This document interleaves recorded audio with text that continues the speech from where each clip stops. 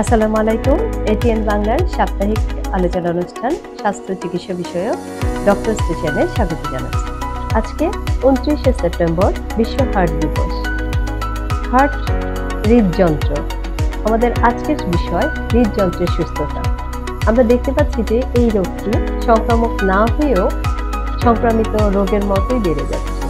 আমাদের দেশেও এর প্রকোপ অনেক বেশি। এই জন্য আজকে স্টুডিওতে উপস্থিত রয়েছে তিনজন কার্ডিওলজিস্ট বিশেষজ্ঞ। আসলে আমরা তাদের সাথে পরিচিত হই। আপনাকে স্বাগত জানাচ্ছি অধ্যাপক ডাক্তার মোহাম্মদ আবু তারেক ইকবাল, কার্ডিওলজিস্ট এবং মেডিসিন বিশেষজ্ঞ, বিভাগীয় প্রধান, কার্ডিওলজি বিভাগ, চট্টগ্রাম মা ও শিশু হাসপাতাল medical college. Doctor M Alam Sadi, হৃদরোগ, বাতজ্বর ও মেডিসিন বিশেষজ্ঞ, consultant, coronary care unit, CCU, Parkview হাসপাতাল and diagnostic centre, Chattogram. Doctor Kazi Shamim Al Mamun, হৃদরোগ, মেডিসিন ও বাতজ্বর বিশেষজ্ঞ, কনসালটেন্ট, ক্লিনিক্যাল ও interventional cardiologist, Chattogram medical college হাসপাতাল। স্বাগত জানাচ্ছি আপনাদের সকলকে আমাদের সাথে যুক্ত হওয়ার জন্য। আমি প্রথমে ডাক্তার আবু তারেক, আপনাকে একটু জানতে চাচ্ছি, ইসকেমিক হার্ট ডিজিজ আমাদের সবার মুখে মুখে এই শব্দটা, এটা যদি একটু দর্শকের উদ্দেশ্যে বলতেন। ইসকেমিক হার্ট ডিজিজ হচ্ছে, এটা এমন একটা ডিজিজ যেটা হচ্ছে এই হার্টের রক্তনালীতে চর্বি জমার কারণে হার্টের রক্তনালী যে পরিমাণ ন্যারোয়িং হয়, সে কারণে আপনার হার্টের একটা পোর্শনে অক্সিজেন এবং ব্লাড সাপ্লাইটা ব্যাহত হয়। ওই ব্যাহত হওয়ার কারণে রুগী চেস্ট পেন ফিল করে এবং রোগীর হৃদরোগের উপসর্গগুলি দেখা যায়। এটা হচ্ছে ইসকেমিক হার্ট ডিজিজ। কারণটা কি, কেন হয় ইসকেমিক হার্ট ডিজিজ? এটা হচ্ছে মাল্টিফ্যাক্টরিয়াল ডিজিজ, অনেকগুলি কারণ আছে। একটা হচ্ছে আপনার ফ্যামিলিয়াল প্রিডিসপোজিশন, অর্থাৎ আপনার একটা হচ্ছে আব্বা আম্মার থাকলে জেনেটিক্যালি ছেলে মেয়ের থাকতে পারে, বংশগত। আরও কিছু ফ্যাক্টরের মধ্যে এক নম্বর হচ্ছে এই ওবেসিটি একটা কারণ। আর কিছু কোমরবিড ডিজিজ আছে, যেমন হচ্ছে আপনার ডায়াবেটিস, ব্লাড প্রেশার, তারপর হচ্ছে যাদের ক্রনিক কিডনি ডিজিজ থাকে ওদের হতে পারে। তারপর হচ্ছে আপনি যদি স্মোক করেন, অ্যালকোহল, তারপরে হচ্ছে অনেক হচ্ছে ইউজুয়ালি রেগুলার সেডেন্টারি লাইফস্টাইল যারা মেনটেন করে। সেডেন্টারি লাইফস্টাইল বলতে আমরা বুঝি যারা সাধারণত একটু চলাফেরা কম করে আরাম আয়েসে থাকে, ওদেরকে আমরা সেডেন্টারি লাইফস্টাইল হিসেবে ক্লাসিফাই করি। ওই সমস্ত লোকদের বেশি হয়। আর এই আরেকটা গ্রুপ হচ্ছে আপনার ফুড হ্যাবিট, যারা রিচ ফুড বেশি খায় এবং সাধারণত আপনার খাওয়ার মধ্যে পরিমিত পরিমাণ শাকসবজি, ফ্রুটস কম থাকে, কিন্তু আপনার যদি কার্বোহাইড্রেট বেশি থাকে অথবা ফ্যাটি ফুড বেশি থাকে, যাদের ফুড হ্যাবিট একটু ইনব্যালেন্স থাকে, ব্যালেন্স ডায়েটে অভ্যস্ত না, ওদের হওয়ার সম্ভাবনা বেশি। আমরা এটার কি লক্ষণ দেখলে বুঝবো? হৃদরোগের লক্ষণ হচ্ছে, এক নম্বর হচ্ছে প্রথমে হৃদরোগের লক্ষণ সিভিয়ার সেন্ট্রাল চেস্ট পেন, বুকের ব্যথা। বুকের ব্যথা হবে এবং বুকের ব্যথা 90% ক্ষেত্রে বলবে যে আমার বুকের ব্যথাটা বাম হাতে যাচ্ছে। 10% লোক ডিসক্রাইব করবে যে আমার বুকের ব্যথাটা ডান হাতে যাচ্ছে। আরেকটা হচ্ছে তখন পেশেন্ট কমপ্লেন করবে প্রফিউজ সোয়েটিং, বমি হয় এবং ঘাম হয়। প্রফিউজ সোয়েটিং হয়, যেটাকে আমরা ঘাম বলি, এবং বমি হয়। হ্যাঁ, তারপরে পেশেন্টের সেন্ট্রাল চেস্ট পেন, এটা হচ্ছে ইম্পর্টেন্ট জিনিস। তারপর হচ্ছে বমি, আর একটা হচ্ছে আপনার এই পেইনটা রেডিয়েট করে বাম হাতে অথবা ডান হাতে। আর একটা হচ্ছে আপনার সোয়েটিং হওয়া। কিছু আনইউজুয়াল প্রেজেন্টেশন থাকে, এগুলো কিন্তু আমাদেরকে ভুললে চলবে না, এটা খুবই ইম্পর্টেন্ট জিনিস। পেশেন্টের কোনো চেস্ট পেইন থাকে না, পেশেন্টের হচ্ছে চকিং সেন্সেশন, বলে আমি হাঁটতে গেলে আমার গলাটা চাইপে আসে, হাঁটতে গেলেই কিন্তু আমার গলাটা চাইপে আসে, আমি যখন সোজা একটু দাঁড়ায় থাকি তখন কিন্তু আমি রিল্যাক্স ফিল করি। ওটা একটা, এগুলো আনইউজুয়াল প্রেজেন্টেশন। আরেকটা প্রেজেন্টেশন হচ্ছে আমি হাঁটতে গেলে আমার দাঁত শিরশির করে, দাঁতে ব্যথা হয়, মাড়িতে ব্যথা হয়। এগুলি কিন্তু খুব আমাদেরকে খেয়াল রাখতে হবে।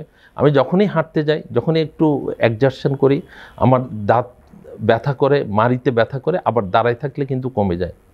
এটা একটা কিন্তু হৃদরোগের লক্ষণ। আমি যেটা বললাম চকিং সেন্সেশন, এই যে আপনার এই মাড়িতে ব্যথা করে, এই সমস্ত রোগীর যে লক্ষণগুলি আপনি যদি অ্যাঞ্জিওগ্রাম করে দেখেন, এই সমস্ত পেশেন্টের দেখবেন যে 3টা ব্যাসিলার ডিজিজ অথবা লেফট মেইন ডিজিজ, এই দুইটা জিনিস কিন্তু আনইউজুয়াল প্রেজেন্টেশন। আমি যে প্রেজেন্টেশনটা বললাম সচরাচর নর্মাল যেটা থাকে সেটাই। ধন্যবাদ। আমরা আরেকটু পর আপনার কাছে আসবো। আমরা একটু চলে যাচ্ছি ডাক্তার এম আলম সাদির কাছে। ডাক্তার সাদি, হৃদরোগের লক্ষণ সমূহগুলো সাধারণত কি কি ধরনের লক্ষণ থাকে? হৃদরোগের লক্ষণ বলতে আমরা প্রথমেই যেটা সবচেয়ে কমনলি পাই সেটা হচ্ছে বুকের ব্যথা। যেন অনেকেই বলবে যে আমি কাজ করতে গেলে অথবা একটু হাঁটলাম অথবা একটু পরিশ্রম করছি, সেখানে দেখা যাচ্ছে আমার বুকে ব্যথা হচ্ছে। এই ব্যথাটা যদি এমনি সাধারণ বুকের ব্যথা হয় তাহলে একটা কথা ছিল, কারণ হচ্ছে এটা ইয়াং একটা মানুষের যদি এরকম বুকে ব্যথা হয় তখন আমাদের চিন্তাভাবনা হবে একরকম, আবার সে যদি 40 বছর যদি পার হয়ে যায় তাহলে সেই ক্ষেত্রে আমাদের চিন্তাভাবনা হবে অন্যরকম। কারণ হচ্ছে এই বুকের ব্যথা এটা বিভিন্ন কারণে হয়ে থাকে।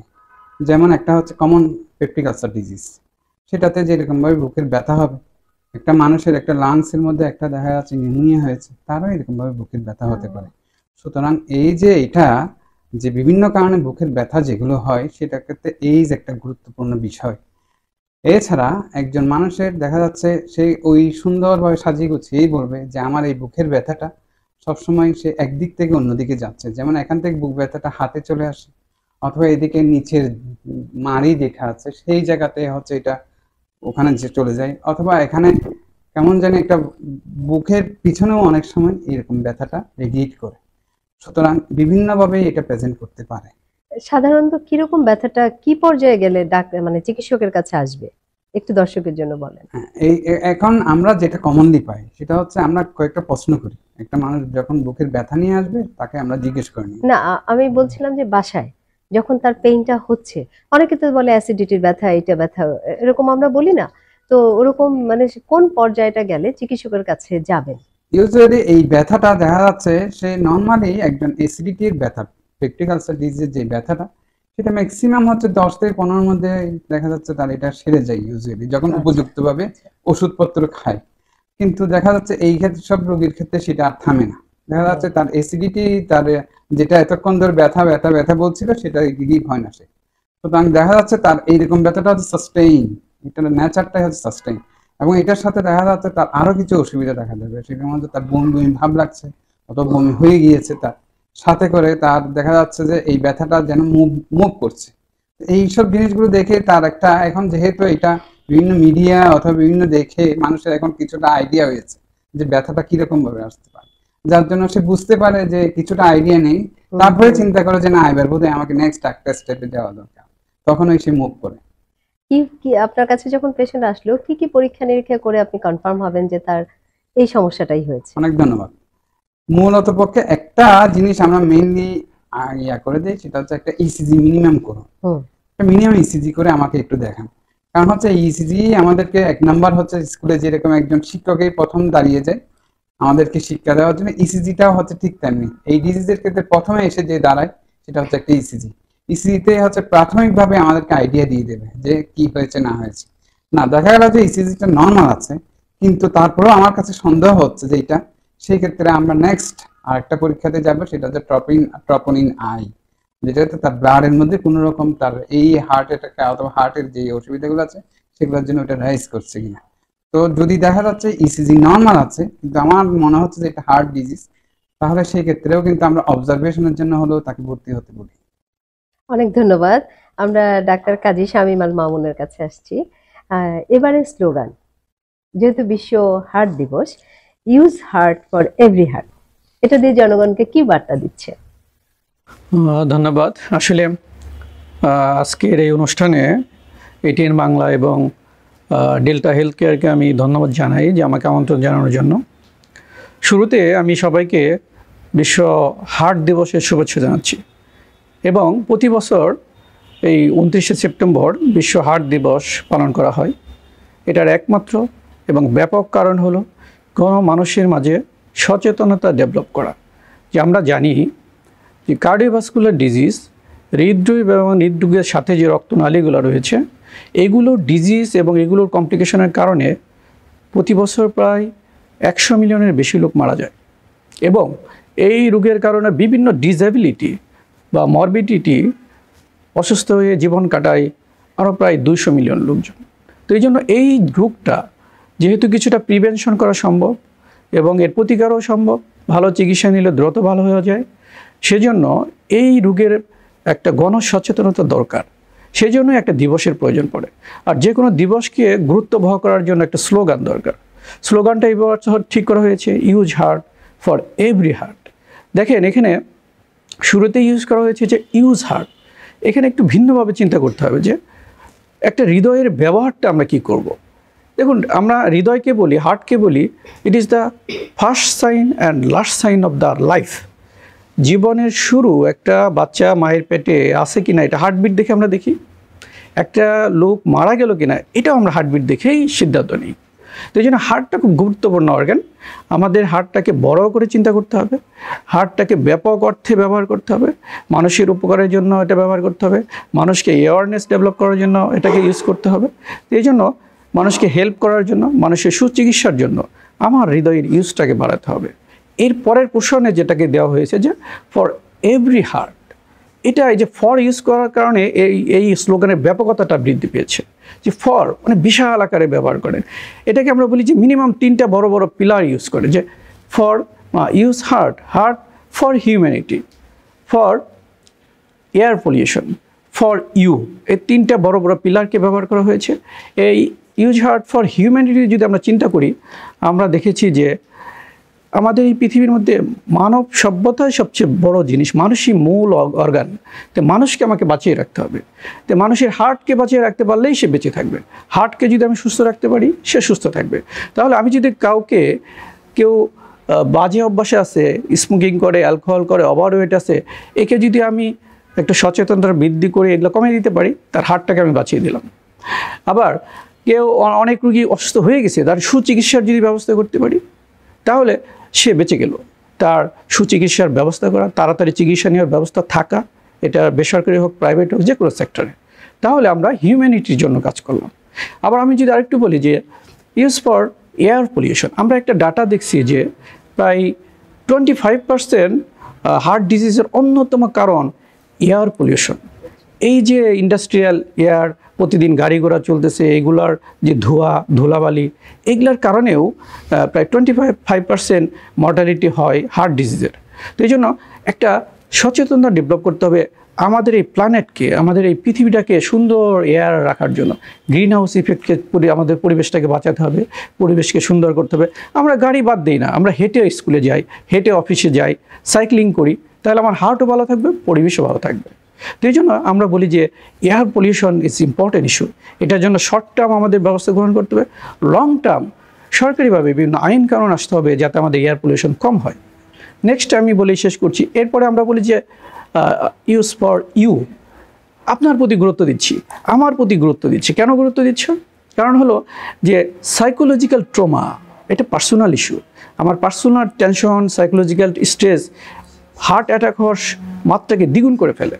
তো এই জন্য আমি যদি স্ট্রেসফুল লাইফটা কাটাই, এটাকে যদি কমাইতে পারি, এটার জন্য আমাদের সবচেয়ে ইম্পর্টেন্ট হলো যে সুন্দর স্লিপ, ভালো ঘুম হওয়া এবং প্রতিদিন এক্সারসাইজ করা। এইসব জিনিসগুলোকে যদি আমরা গুরুত্ব দিই তাহলে দেখা যাবে যে আমার হার্টের রোগ হওয়ার সম্ভাবনাটা অনেকাংশে কমে গেছে।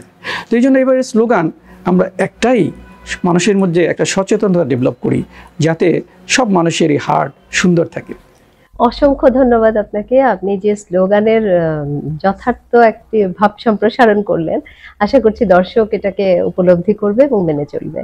আমরা জানি যে বয়স বাড়তে বাড়তে যখন 40-45 বছর হয়, সাধারণত তারা হার্টের রোগের দিকে যেতে থাকে। তো তারা কি করে বুঝবে? যেমন আমরা বডি চেক আপ, এখন সবাই বলে না যে হেলথ চেক আপ করছে বছরে একবার, এরকম। তো 40-45 বছরের পরে সে কি করে বুঝবে যে তার হার্টের রোগ হলো কি হলো না? সুন্দর কোশ্চেন। আসলে এটা আমাদের দেশের অনেকেই এই প্রশ্ন আসতেই পারে যে আমার বয়স 40 হলো, 45 হলো বা 50 হলো, আমি কতটুকু রিস্কের মধ্যে আছি, হার্টের রোগ হওয়ার সম্ভাবনা আমার কতটুকু। তো আসেন এটাকে যদি আমরা যে বিশেষজ্ঞ ডক্টর হিসেবে চিন্তা করি তাহলে আসলে বিভিন্ন ক্যালকুলেশন করি।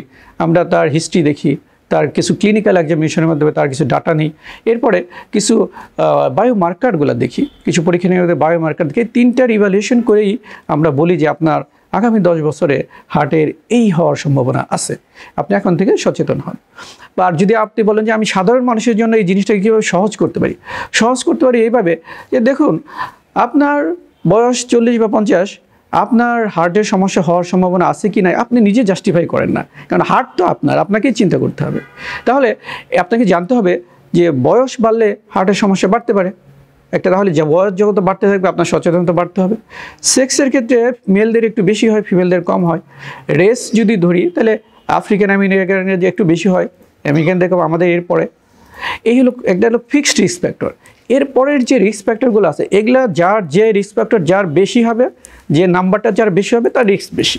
এটা হলো সাধারণ মানুষের জন্য আমরা যদি সহজ করে বলি, ধরেন একজন লোক তার রক্তের লিপিড প্রোফাইল, কোলেস্টেরল লেভেলগুলো বেশি, এইচডিএল বা এলডিএল-সি এটা অনেক বেশি।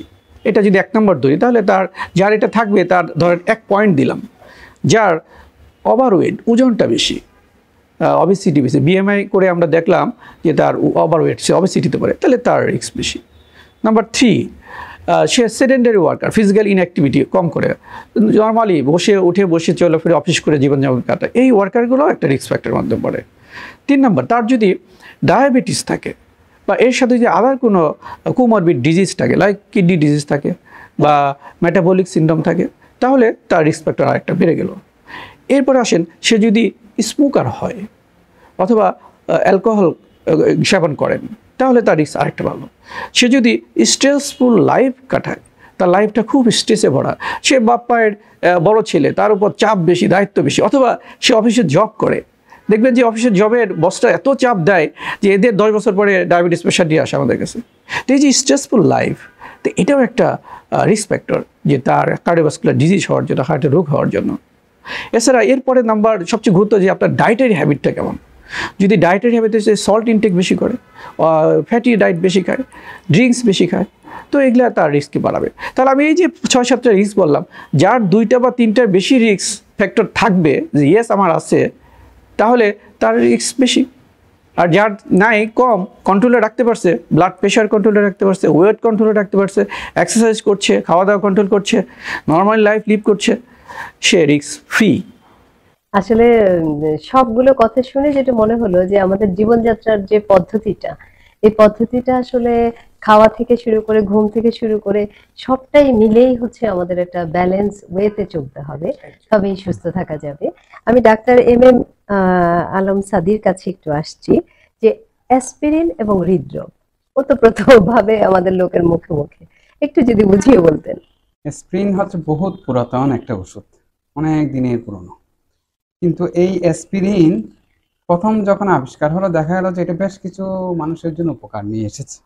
যেমন হচ্ছে সে ব্যথা নিরাময় করতো, কিন্তু দেখা গেল যে পরে আস্তে আস্তে এটার কারণে অ্যাসিডিটি, ওখান থেকে একটু ব্লিডিং অথবা পেপটিক আলসার ডিজিজ রাইজ করা, এইসব সমস্যাগুলো শুরু করলো। সে করলো কি, তখনকার ওই ওয়েস্টার্ন কান্ট্রিগুলো তখন একসাথে হয়ে অ্যাসপিরিনটাকে বন্ধ করে দিল, যে অ্যাসপিরিনটা চলবে না।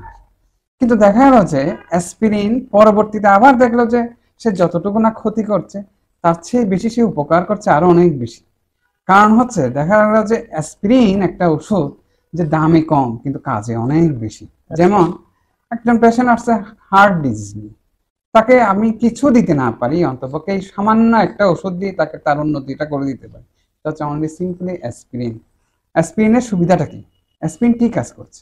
অ্যাসপিরিন হচ্ছে সে প্লেটলেট যেটা আছে, প্লেটলেটকে এক জায়গায় জমে গিয়ে তাকে যে এই যে কার্ডিয়াক যে প্রবলেমগুলো তৈরি করে, সেই জিনিসটাকে জমতে আর দেয় না। প্লেটলেটকে সে একসাথে জমতে দেবে না সে, যার জন্য ব্লাডের যে ফ্লো, যেটা নর্মাল ফ্লো, সেই ফ্লোটাকে সে মেনটেন করবে ওখানে। একজন পেশেন্ট আসছে ইসকেমিক হার্ট ডিজিজ নিয়ে, একটা পেশেন্ট আসছে MI নিয়ে, মায়োকার্ডিয়াল ইনফার্কশনে, তখন হচ্ছে তার 2টা জিনিস এখানে সে কাজটা করছে। এক হচ্ছে সে COX-1 ইনহিবিটর বলে একটা ইয়ে আছে, যার এইটাকে সে প্রোডাকশনটা বন্ধ করে, যার জন্য দেখা যাচ্ছে প্লেটলেট তখন আর একত্রিত হয় না। আর 2 নাম্বার যেটা, সেটা হচ্ছে সে অ্যান্টি ইনফ্লামেটরি হিসেবেও কাজ করছে। কিরকম সেটা দেখা যাচ্ছে, সি রিঅ্যাক্টিভ প্রোটিন বলে একটা জিনিস আছে, যেটা আমাদের মায়োকার্ডিয়াল ইনফার্কশনের ক্ষেত্রে বেড়ে যায়। সেই মায়োকার্ডিয়াল ইনফার্কশনের সময় সেই সিআরপিকে কমিয়ে দেওয়া হচ্ছে এই ইয়াটা, অ্যাসপিরিনটা। তো অ্যাসপিরিনের দেওয়াটা অনেক বেশি, নেয় সে খুবই কম। আচ্ছা, এটা হচ্ছে তার গুণ। অনেক দর্শক নিশ্চয়ই অনেক উপকৃত হলো এই কথাটা শুনে। আমি অধ্যাপক ডাক্তার মোহাম্মদ আবু তারেক আপনার কাছে এসেছি। আমরা ইসকেমিক হার্ট ডিজিজ নিয়ে আপনাকে কাছে জেনেছি কিছুক্ষণ আগে। তো দর্শকের যখন এই ইটা আসবে, লক্ষণটা আসবে, ডাক্তারের কাছেও আসলেন, তখন আপনারা কি পরীক্ষা করে কনফার্ম হন যে তার ইসকেমিক হার্ট ডিজিজ একটা হয়েছে? পেশেন্ট যখন আমাদের কাছে আসে, ওর ইসকেমিক হার্ট ডিজিজ, প্রথমে আমি চিন্তা করি ওর বয়সটা কত। যেমন একটা 15 বছর বা 18 বছর একটা মেয়ে আসলো, আমি তো ওকে ক্লাসিফাই করবো না একটা ইসকেমিক হার্ট ডিজিজ। আমি দেখলাম 60 বছর 65 বছর বয়স, একটা বয়স। 2 নম্বর হচ্ছে ওর কোনো রিস্ক ফ্যাক্টর আছে কিনা, ডায়াবেটিস আছে কিনা, ব্লাড প্রেশার আছে কিনা, স্মোক করে কিনা। হ্যাঁ, সেক্ষেত্রে তখন এই সমস্ত রিস্ক ফ্যাক্টরগুলি চিন্তা করে তখন আমরা প্রথমে একটু রুগীর সাথে কথা বলি, জাস্ট সিম্পল একটা হিস্ট্রি নিই, মানে বুকের ব্যথাটা কীরকম, কোনো রেডিয়েশন হয় কিনা, বমি হয়েছে কিনা, তারপর হচ্ছে ঘাম দিয়েছে কিনা, যেটা আমরা সোয়েটিং বলি।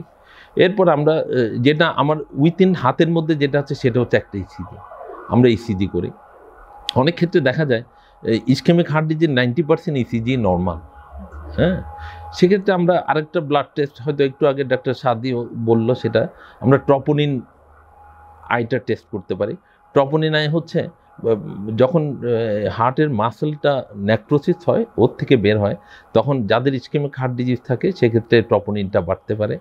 তারপরে আমরা একটা, যদি আমার হাতের মধ্যে থাকে একটা ইকোকার্ডিওগ্রাফির মাধ্যমে আমরা ওয়াল মোশনটা দেখতে পারি, হার্টের কোনো অ্যাবনর্মাল মোশন আছে কিনা, হার্টের এই গতিটা কেমন, হার্টের মোশনটা কমতেছে কিনা, হার্টের স্পেসিফিক কোনো ওয়ালে অ্যাবনর্মালিটি আছে কিনা, এটা আমরা ডিটেক্ট করতে পারি। এর পরের পোর্শন যদি এই ইকো নর্মাল, তখন আমরা সোজা যাই ইটিটিতে। ইটিটি করার পরে যদি একটা পেশেন্টের মিনিমাম ইসকেমিক হার্ট ডিজিজ থাকতে, আমি ইসিজিও পেলাম না, ট্রপোনিনও নর্মাল, আমি ইকোকার্ডিও নর্মাল, আমরা ইটিটিতে এটা টেস্ট করতে পারি।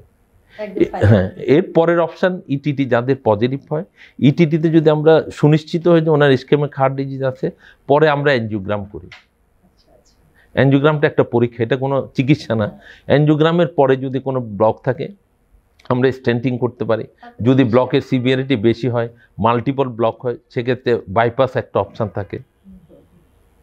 তবে আপনার মাধ্যমে আমি সাধারণ দর্শকদের একটা জিনিসই বলবো, বিশেষ করে ডায়াবেটিস এবং হৃদরোগ ওতপ্রোতভাবে জড়িত। যেমন যদি যে পেশেন্টের ডায়াবেটিস থাকে, আমি আবার বলতেছি, যে পেশেন্টের ডায়াবেটিস থাকে, ওই পেশেন্ট যদি একটু এজেড হয় বা স্মোকার হয়, কোনো কারণে যদি চেস্ট ডিসকমফোর্ট বলে, পেইন বলার দরকার নেই, সাথে সাথে ওনার নিকটস্থ কোনো হসপিটালে যায়, একটু কনসাল্ট করা উচিত, একটা ইসিজি করা উচিত। অনেক ধন্যবাদ, অনেক সুন্দর করে আপনি বলেছেন। এখন আমার একটা নর্মাল প্রশ্ন, যে আমরা তো সহজে ডাক্তারের কাছে যেতে চাই না, আমাদের যেটা অভ্যাস। হ্যাঁ, তো বুকের ব্যথা হলে কেউ যদি বলে যে হ্যাঁ তোমার বুকের ব্যথা, তোমার ডায়াবেটিসও আছে, তুমি যাও ডাক্তারকে দেখাও, ওরকম যেতে চায় না। কিন্তু কোন পর্যায়ে আসলে ব্যথাটা হলে তিনি ডাক্তারের কাছে অবশ্যই যাবেন? আপনার এখন বুকের ব্যথা হলো, বুকের ব্যথার সাথে যদি সোয়েটিং হয়, ঘাম হয়, আপনি যদি বমি করেন, সেটা আপনাকে ধরে নিতে হবে যে এটা 90-95% হচ্ছে ইসকেমিক হার্ট ডিজিজ। কারণ আপনার এসিডিটির থেকে সাধারণত সোয়েটিং হয় না, এসিডিটির সাথে বমিটিং হতে পারে কিন্তু সোয়েটিং হয় না। সেক্ষেত্রে আপনাকে প্রথমে যদি আপনার চিন্তা করেন যে না, আমি এই অনেকে আমাদের সমাজে বা আমাদের দেখবেন যে আপনার পারিপার্শ্বিক সব জায়গায় দেখবেন সবাই অ্যান্টাসিড সিরাপ খায়, অ্যান্টাসিড সিরাপ খেয়ে খেয়ে 1 দিন 2 দিন পার করে, না পারলে তখন এই ডাক্তারের কাছে যায়। তাহলে আমার একটা আপিল, আমার একটা আবেদন হবে, একটা পেশেন্টের যদি মাল্টিপল রিস্ক ফ্যাক্টর থাকে, যেমন হাইপারটেনশন, বয়স্ক মানুষ, ডায়াবেটিস যদি থাকে, কিডনির পেশেন্ট যদি থাকে, তারপরে হচ্ছে ফ্যামিলি হিস্ট্রি, বলে যে আমার আম্মারও হার্ট ডিজিজ ছিল, আব্বারও হার্ট ডিজিজ ছিল, ওই সমস্ত পেশেন্ট যদি চেস্ট পেন কমপ্লেন করে, আমি ওনাদেরকে অনুরোধ করব সাথে সাথে, কারণ এখন তো অনেকগুলি হসপিটাল আছে, নিকটস্থ যে কোনো হসপিটালে যাবেন, চিকিৎসা নেবেন। যেমন আমি বলি মা ও শিশু হসপিটাল, ওখানে তো আমাদের সিসিউ আছে, আমাদের ক্যাথল্যাব আছে, আপনি যে কোনো মিনিমাম কস্টে ওখানে আপনি সার্ভিসটা নিতে পারেন।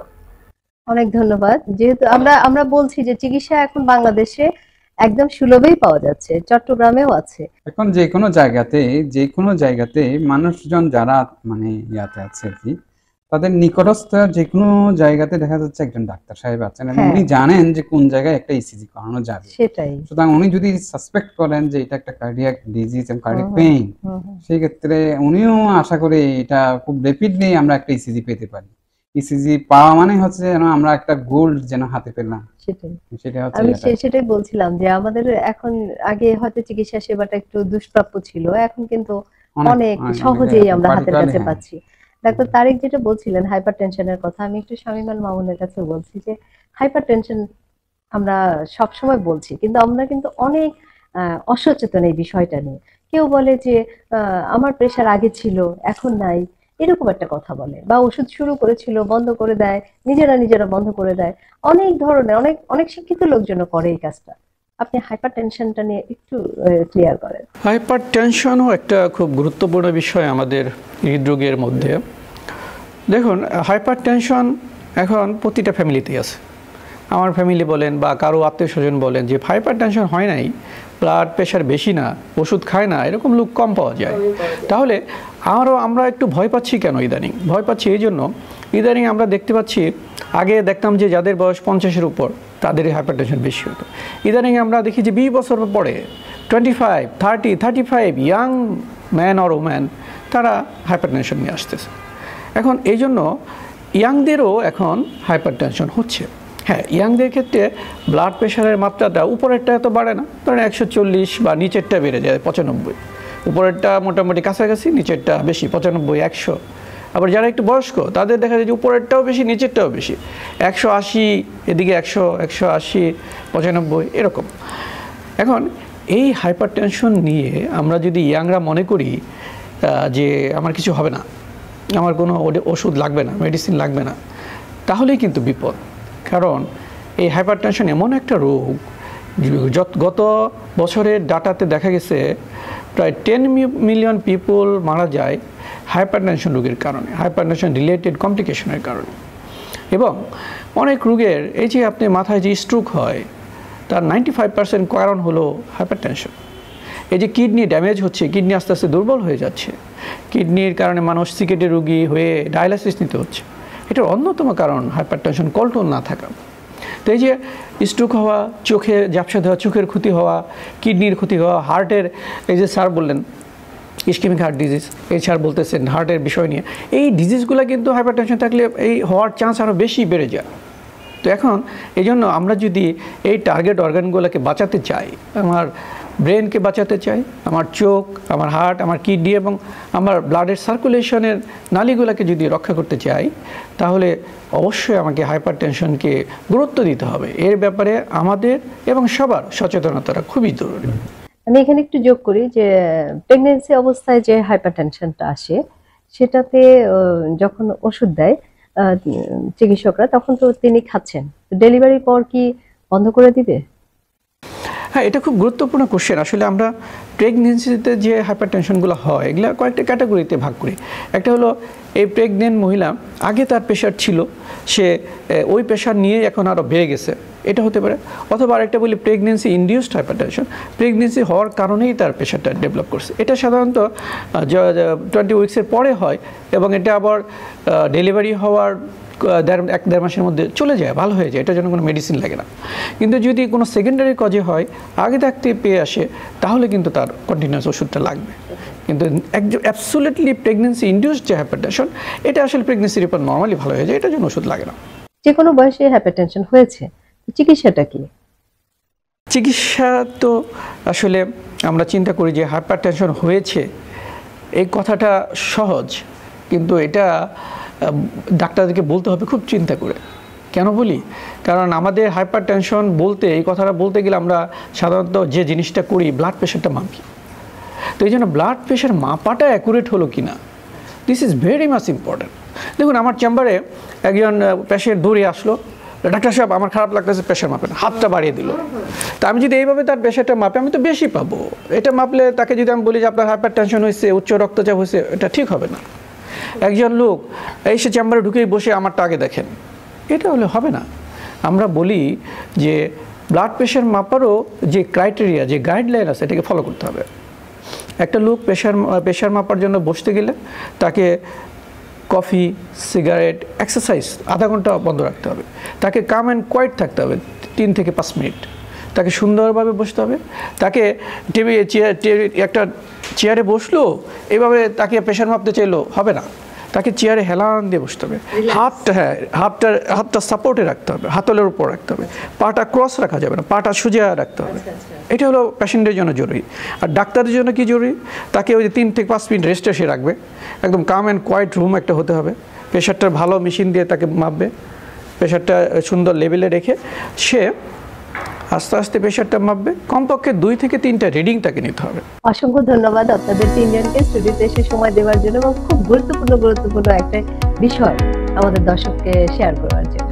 অনেক ধন্যবাদ। দর্শক, আজকে আমরা যা শুনলাম, যদি আমরা মানি এবং ভালো থাকি তবে আমাদের আজকের সার্থকতা। আমরা যদি আমাদের হার্টটাকে সুন্দর করে ব্যবহার করি, সব কাজে পজিটিভ থেকে, যে আমরা যদি সুন্দর চিন্তা করি, ভালো কাজ করি, 7 ঘন্টা ঘুমাই, সারা রাত জেগে থাকার এখন এই বদ অভ্যাসটা দূর করি, আমরা আশা করছি আমরা ভালো থাকবো, সুস্থ থাকবো।